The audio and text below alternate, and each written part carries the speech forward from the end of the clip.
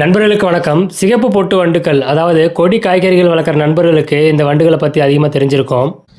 செடி நல்லா வளர்ந்து வரும்போதே இலைகளை எல்லாம் சாப்பிட்டு ஓட்டை போட்டு வச்சிரும். அதை ஆரம்ப காலத்திலே கட்டுப்படுத்துறத பற்றின ஒரு எளிமையான வழிமுறை தான் இன்றைக்கி பார்க்க போகிறோம். 10 லிட்டர் தண்ணிக்கு 50 கிராம் காதி சோப்பும் 50 ml வேப்பெண்ணையும் கலந்து செடிகள் மேலே தெளிச்சு விட்டாலே போதுமானதாக இருக்கும்.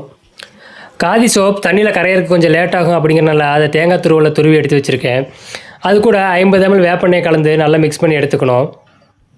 நீங்கள் ஸ்ப்ரேயர் மூலிமா அடிக்கிற மாதிரி இருந்தால் கண்டிப்பாக கட்டிகள் இல்லாமல் நல்லா கரைச்சி எடுத்துக்கணும்.